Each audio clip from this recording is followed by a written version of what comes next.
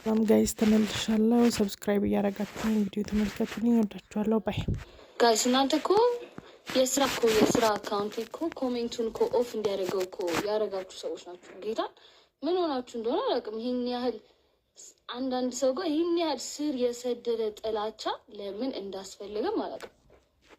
እኔ እንትን ካልሰራው ዋትስ ደ ዩዝ አይደለ ቀልድ ብላችሁ ደግሞ እናንተ የምጽፉት ኮሜንት ለእኔ ደግሞ ለስራዬ በጣም ኦልሬዲ አንድ ስራ አጥቻለሁ። በጣም በሰሞኑ ሜም ምናምን ማለት ነው።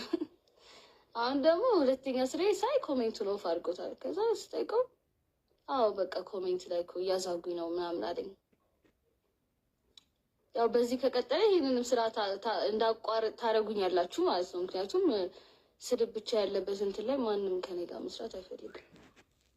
ግን በቃ የሚገርመው ነገር በጣም ፎርስ አድርጋችሁ ነው እኔን መጥላትን በጣም ራሳችሁን አስጨንቃችሁት። ምክንያቱም ሪዝን የላችሁም ጋይስ። እኔ አልደርስባችሁ፣ አልናገራችሁ፣ ብቀልድ፣ ባሾፍ፣ ብጎዳ ኤቭሪ ታይም እኔን ነው እንጂ እኔ ሰው ላይ ደርሼ አላውቅም። ራሴ ነው ምንም ነገር ባደርግ በራሴ ነው።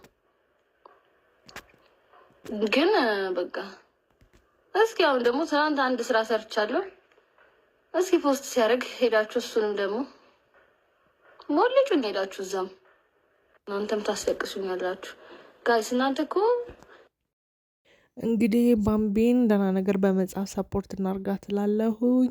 ሌላው ደግሞ አዶናይ ተፈቷል። እንግዲህ ሁላችንም እናውቃለን። ደስ የሚል አቀባበል ነበረ። እናቱም ሁሉም የነበራቸው ድባብ የሚገርም ነበረ። ደስ ይላል።